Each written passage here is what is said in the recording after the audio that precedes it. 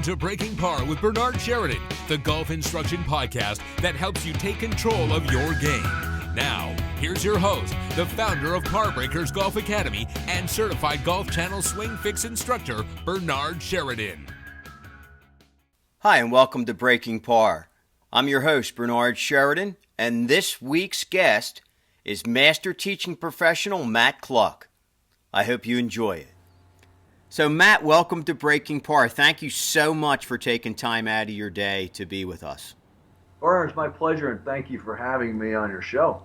It's my pleasure. We were chatting beforehand, before we went on the air, and about all these different guys that we know and things like that, and how personable a lot of them can be. And you seem that way too. You seem like a very personable person. And that's probably why you're so successful. Well, one of the things I think that all teachers should strive to be is very personable, because we teach people, and if you're not personable, you're not going to go very far in this business. What do you think? I totally agree. I think that in order to be a good instructor, to be a good teacher, and to get your point across, you have to be a really good communicator, and that's really, I think, the main part of teaching that really makes you successful. Knowledge is, of course, tremendously important, but that connection with people is very important.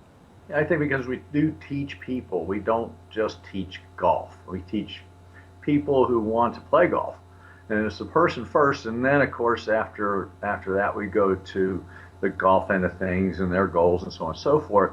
And I went to the Master Professional Luncheon, and a fellow by the name of Dr. Paul Schemp was there.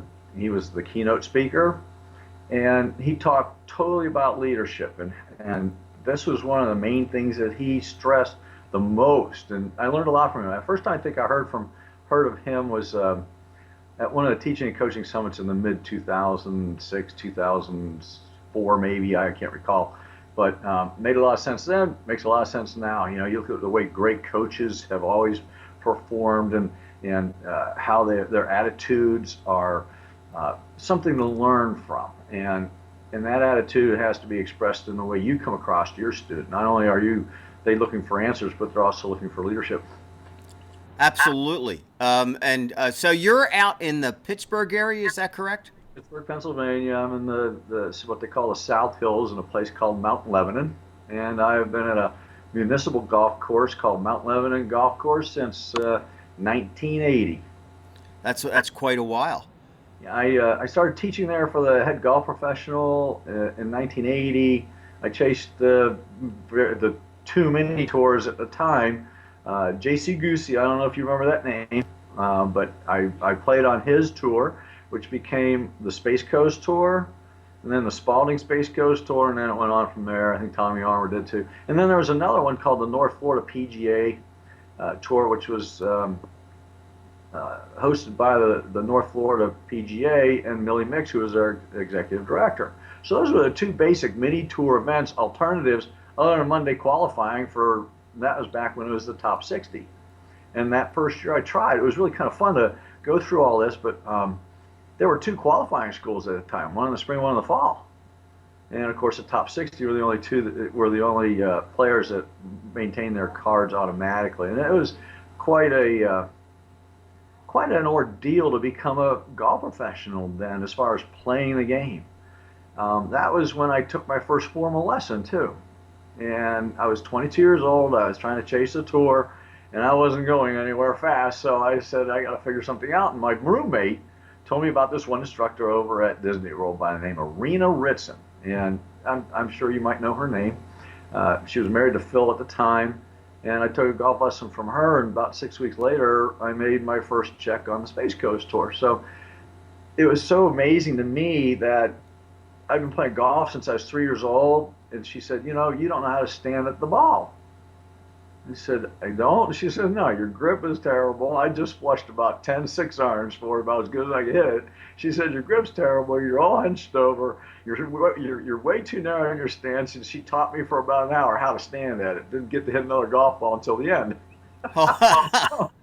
And I was, and so all I do is just work on that for the next, and then all of a sudden I made a check, and I said, maybe this stuff works. So it was really just the basics of address and alignments, getting the proper alignments of the ball, and so on and so forth. So that was really my first formal lesson, other than just tips from my father, who's a Pennsylvania Golf Hall of Fame member.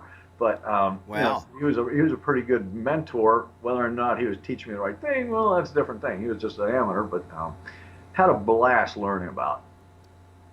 Now, when you took lessons from her, did she play on tour at all? You know what? I couldn't tell you that. She may have, but I think she was more into the teaching end of things when I met her. Because I know that right now, with everything that's happening with Tiger, there's a big controversy as to that, like, I don't know whether you saw Faraday and Rocco, or if you've seen any of the things that Rocco said, that, Tiger should be learning from a tour pro. What does this kid, Chris Como, know? He's never played on tour. So what's your take on that? Do you believe that someone who played on tour makes a better instructor than someone who never played on tour? I did see what Rocco said, and I saw a lot of things that were the end result of it. Rocco is from the Pittsburgh area, a place called Greensburg. It's been out about an hour east of here, of where I live. He grew up playing in the area and so on and so forth. Made a great living on tour. I think what he said was inappropriate. I think he should have kept that idea to himself, but some people just don't know when to be quiet. I know Chris Como. I respect what he does. I think that he is a great golf coach. I also believe that you don't have to be a tour player to be able to teach at a high level. I do believe that if you've never hit a golf ball as good as it can be struck, it's very difficult to teach somebody to do that. But just because you have the ability to shoot 65 on the fourth day of the Masters, I think that shows a whole different kind of player. I was talking with one golf professional who was one on tour. He told me, he said, Matt, I said to him, what's the difference between somebody going to as far as the second stage, like that's as far as I ever got, as far as qualifying for the tour, and then what gets the guy to the next, or the gal to the next particular stage, and then what gets that golfer to winning on tour, and then what gets them winning multiple times. And this particular person, who was a former winner on tour, just flat out said, non-scientifically, Matt, he says, you just got enough guts to do it. I totally agree with that, and I think that that both tour players and non-tour players can be fantastic instructors. I think it gets back to what we spoke about in the beginning of this podcast, is that it's, are you a good communicator? Can you get that information across to your player so that they can execute that information and ingrain it in their being? If that's possible, then you're going to be a great teacher, whether you played on tour or not. I do agree with you that you have to be able to know, or be able to hit a solid shot. I totally believe in that too. I think that's important for your credibility. I know that when I first started teaching, that if my students saw my name in the paper playing in a local tournament, my lesson book filled up. It's also rather kind of funny, when I first started teaching, I only charged $5 for a half-hour lesson. Wow. Now I charge $150 for a lesson, so it's come a long way, that's for sure. Yeah. But $5 back then was like, I'd go home at the end of the day with a pocket full of $5 bills and be the happiest guy in the world. Well, and you probably had plenty of them. Well, yeah, it was an all-day affair. Yeah. So it's so the bonus about charging a little bit more is that you can work a little bit less, and still make the same amount of money. So and have a little bit more leisure time and things like that. So what are the bulk of the players that you're working with now, at this point in your career?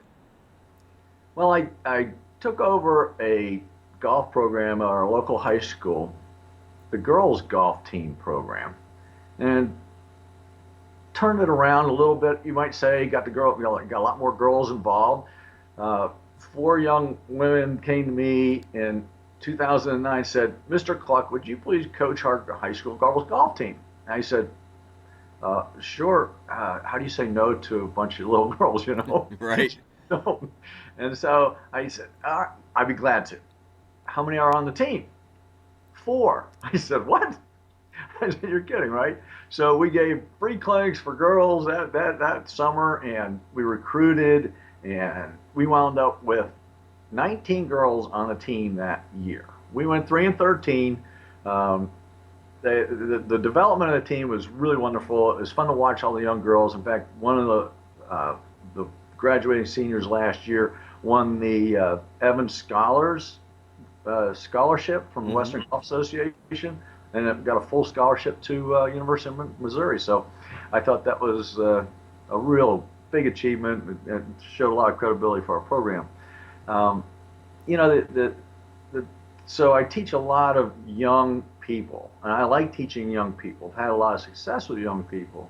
Probably over 55 young people have gone on to play Division 1 or 2 golf. Met a lot of wonderful parents that way who wound up taking lessons as well. The other thing that I would say probably the one area that I'd like to increase the amount of player participation is with the women. And I'm talking about professional women, ages anywhere from after college graduation to when they retire. I just wish more would get involved or stay with the game, whichever comes first. I know that I believe that if we got more women involved in the game, we would basically get a lot more people involved in the game. That's just because of that guys are predominantly the ones who are playing golf, it seems, more than women. So I think that would just overall just get a lot more people into the game. Correct. And I think also changing the coaching or teaching paradigm that we've been kind of stuck in with half-hour or hour lessons or 45-minute lessons. Now, one of the most influential teachers that I ever had, or even he was my coach when I was playing, was Rick Martino. And he told me about this one fellow that he learned was a mentor to him down at the University of Maryland, who used to have monitored practice sessions. I said, "Oh, that sounds great." So I incorporated monitored practice sessions into my programs, and it was pretty well received. I mean, they could spend an hour on the practice tee once or twice a week, for $40 instead of the $150. So they got them out there purposefully practicing. I helped them learn how to practice. Well, I've also received some help from a pretty well-known professional. Am I allowed to use names here, Bernie? Sure, absolutely. I've been working with a fellow by the name of Will Robbins, and he's helping me change my coaching paradigm to more on-course instruction, to more purposeful practice sessions. I offer an 8-hour per month session for adults, and depending on the term of their the term that they sign up for. I have 1, 3, and 7-month programs. If they sign up for the 7-month program, they're getting 8 hours on course and on the practice tee with me each month for $255. So now there's where the price conscious person comes in. Plus, I think it's a better program because they're learning how to play golf on the course and they're learning how to practice with purpose as opposed to just going out beating balls. Right. They also identify their weaknesses better too, because I see them playing golf and I say, okay, you're very weak from, they say, I'm having trouble with my driver. I say, okay, I'll play from your driver spot and then I'll go from there and let's see who wins. Or I'll put a ball down 50 yards from the green and say, okay, let's play from here and see how many I beat you by in 9 holes. And then you tell me you need to work on your driver. Okay, let's just work from here. The game of golf, people measure by a score. I don't care who you are. It's not how many good shots you hit. I mean, people love to hit good shots, but get in play, get around the course. Most people are worried about getting it in the air and not being embarrassed. And those are the people that needed to be on the course more. Well, I know that when you just look at the score, or at least at the end, like a good example is when you get back to the clubhouse and you played a round of golf, most people go, "How'd you do today?" And they don't say, and what they mean is, "What did you shoot today?"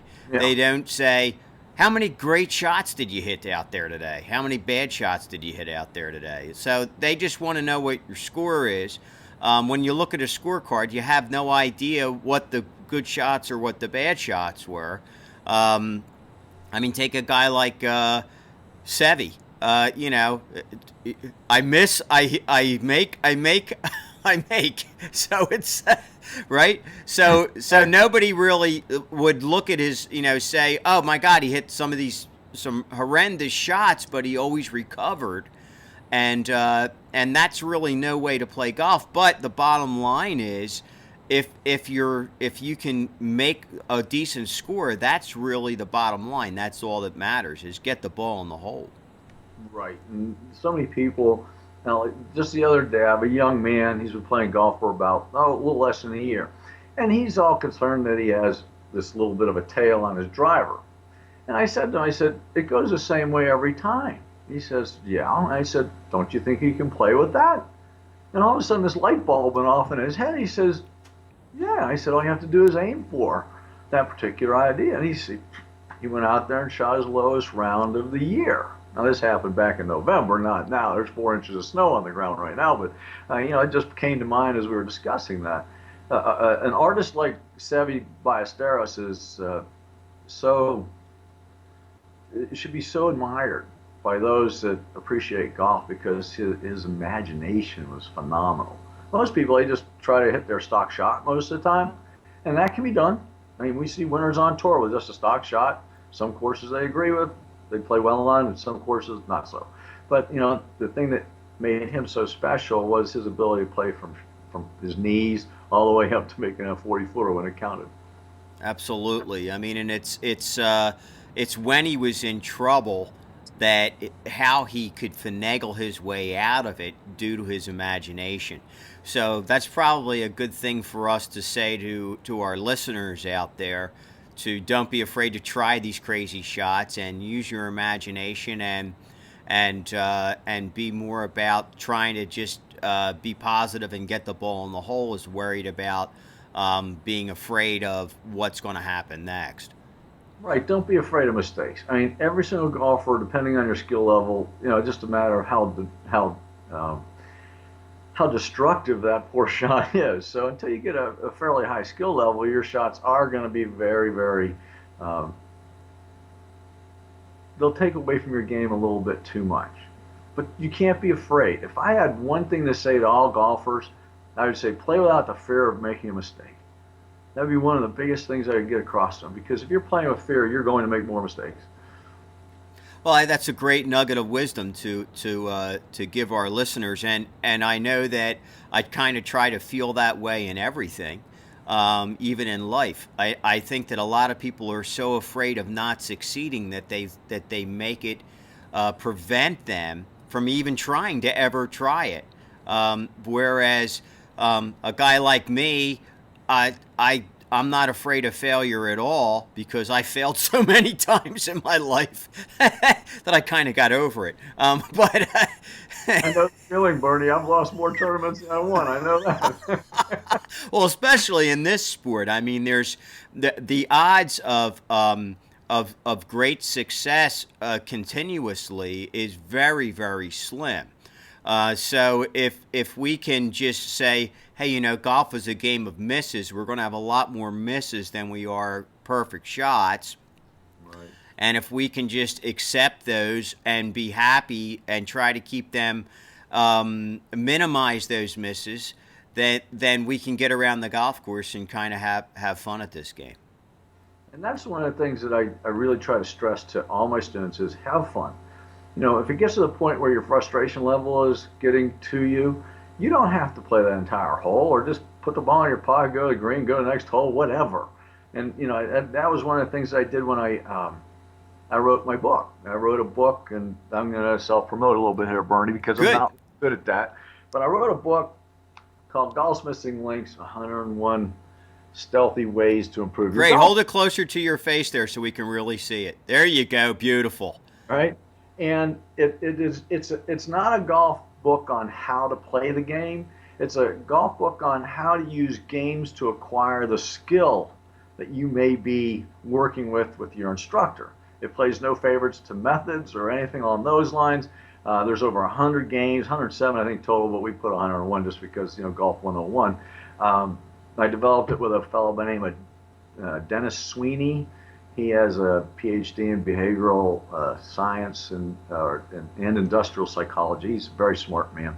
And he got me going on this when he took lessons with me. It took us 3 years to do enough studying on these games to see if they're successful or not. We have putting games, chipping games, pitching games, full swing games, sand games, and on-course games. So when someone comes to me, I might sneak one of these games in just because I want them to enjoy hitting a golf ball. Okay, try to hit this one high, the high, low, left, right type thing. Try and hit this one around that tree or whatever it might be. It's just something that it's a game. The chipping and pitching and putting games, I did strictly with my girls' golf team and a lot of my beginner or novice golfers. And the improvements that they showed in their scores immediately was demonstrative and very measurable. The other thing I do is I developed this little thing called a prescription pad. So, you write the prescription down for them. And, you can do the same thing on your iPhone or whatever, But the big thing is that the student needs to have something to take away with them, and they need to remember it was a good experience and it was fun to do, and it was measurable, their success rate, and that they're attaining their goal, whatever that might be. Getting the ball in the air with a chip shot. My goodness, it's amazing how many don't. I had one fellow come to me for a lesson, and he said, I want to get down to be a single-digit handicapper. I said, well, what's your handicap now? He says it's 17. I said, okay, let's go out and we'll see, hit a few shots. And I saw him swing his golf ball, and you could tell he's a really good athlete. He's hit his golf ball out there, good 240, 250. This is 20 years ago, so technology isn't quite what it was then, as it is now. So we went to the practice green. I put a ball down about maybe 10 feet from the green. He missed the green. I said, so would you do that again? Because I think you made a mistake. He missed the green again. So all we did was just stay there for 3 months. And this started in April. By the end of August, he was down to a 7. I mean, that's how important to me, and if they get that concept down, that impact, short game, making the ball get in play, now all of a sudden you have a golfer as opposed to somebody that's out there making themselves feel embarrassed. Right. So as for methods, is there any particular method that you teach, or do you embrace individualism for each student and then work more on the dynamics of the swing? Well, Bernard, I think there are many different methods that go. I think you have to know the majority of the methods that are out there. And if you don't, then you're going to disappoint one of those people that comes in looking for a certain method. Like somebody asks you for, I want to learn this. Well, you better know how to teach them that. Okay, so it's important for all instructors, I think, to know those things. The other thing is, I think you have to know which way and this is what's so much fun about the new technologies right now, they're teaching us how to apply the golf club better through either the movement, motor patterns, whatever you want to call it. We're able to put those to work for us. So if you know how the body works, I work with a fellow by the name of Chris Welch from Xenolink. Phenomenal mind, love to talk to him, do some work with him, have had people go see him. He's come down and done some work with us, and just what he knows about the body and just working with him has allowed me to become a better teacher because I understand how maybe the force from the ground works up through the core, out through, from proximal to distal, the whole works. People always ask me, well, what kind of books have you read? Well, I've read quite a few, but I like looking at the pictures more. The biggest book I keep on looking back to is a physics book that my wife has. She's a mechanical engineer, and I look at that and vibration analysis, which led to 2 patents that I have. So it was pretty cool to just look at those particular ideas from a different viewpoint, as opposed to, okay, I teach this way and you're going to fit that mold. I think that might come across to maybe 10% of the people you teach, and you're successful 10% of the time. Whereas I think you got to get the root cause, and I always try and correct what goes wrong first in the swing. So if I put you, let's say I put you on my sand balance lap, and you got 90% of the way towards your toes of the dress. Well, that was a slam dunk. How hard was that? But it might not be evident because they're wearing a heel that's that high, Sure. and toes this low, and all of a sudden, they're well. Now you got to get a different shoe if you're going to play well. Whatever. So I always think that a lot of the golf shoes now, these high-tech lightweight shoes, now one of the reasons why we see so many stray shots, because it's not putting the weight firmly into the ground so you can react properly. I think it's because the heel's too high, it gets too much movement back and forth, side to side, because there's not enough support. So I've always worn the classic shoe. I don't know whether or not we should throw the name of that shoe in or not, but That's fine. everybody will know that I like a flatter heel. I like the full flat shoe. I like to have a good firm platform. That way we can work up. So I like the technologies coming out now for Bernard. I think it's so much fun to just learn. I mean, as a teacher, you and I, we're both learning. We're learning right now talking to each other. Absolutely, and that's a big reason for me why I actually have this podcast. It started out as just me talking to a microphone and talking about different instruction things and tips and things like that. I decided I wanted to dive into interviewing other instructors because not only could I learn from them, but that the listening audience could get more information. 2 heads are always better than one, and a lot of players or a lot of instructors look at things similarly, and they look at things differently from a different angle, and that can really open it up for at least for myself. I gather so much more information and knowledge. I never stop learning. And it seems like the older I get, the more I want to learn. That's the truth. I'm the same way. I mean, if I didn't have the opportunity to keep learning in this game, I don't think I would have stayed in it as long as I have. And I definitely wouldn't have been as successful as I've been. So every person I get the chance to talk to, I listen more than I talk. I mean, now I almost feel like I have to talk a lot more because I'm on this podcast with you, Bernard. But if it was up to me, I'd listen to you say your opinion, and I'd say, I think he's got a point there. I'll try that out. And I think more instructors need to do that. And I think this bashing is terribly, it degrades our profession. It takes away from our profession. How do you know that I am so wrong? Or how do you know that you are so right? Nobody knows until you've had success with that student as to whether or not it's going to work or it's not. And I'm not just talking about the Tiger Woods deal, and I'm talking about Mrs. Jones or Mr. Jones who comes in and says, we just want to play golf together and have fun.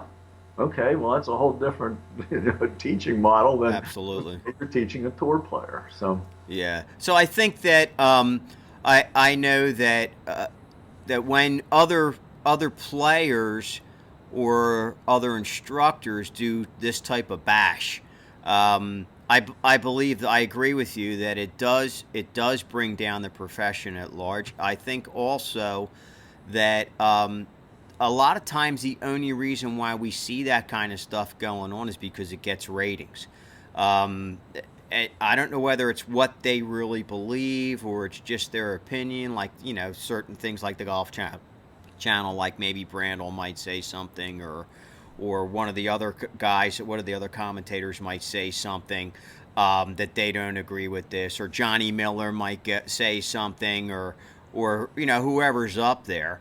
And to do the bashing, it really, I think it's more of a ratings getter than it is really what they truly think or feel. I may be wrong, but I just think it's all about ratings when it comes to that. I don't know whether Rocco did it because of that. Rocco just might be that kind of a guy where he's like, "What are you, crazy? I'm going to go see Trevino, and Trevino." I mean, it's like, it's funny. I was just a quick little story here. Many years ago when I was playing, I was at a golf course and they had one of these. Hey, if you can get it closest to the pin, then you can win a box of balls. So I was by myself. And I was put with 3 other players. So the one player said, well, what kind of balls are they? And the other player said, well, there's only 3 kinds. And he said, what's? And so I said to him, well, what's that? And he goes, Titleist, and Titleist. That's it. Now, I mean, and that's his opinion. So at that time for me, I wasn't playing Titleist. I think I was playing Nike, actually, at that time. So it's they're all different. Everybody has opinions. Some people they're one way. So I know that with Rocco, I guess he's just saying, look, if I'm going to get help, I'm only going to get help from this guy who played on tour and won this and won that, and that's it. So that would put a lot of instructors out of business.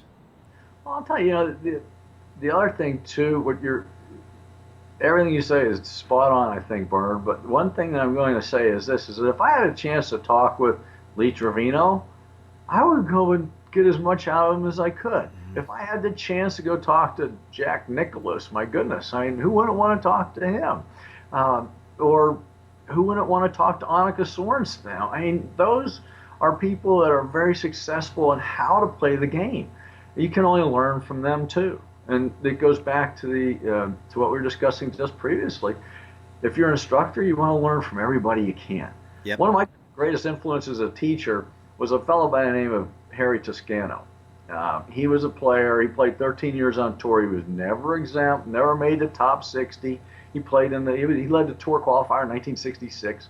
Went to the University of Houston. Could hit the ball a country mile.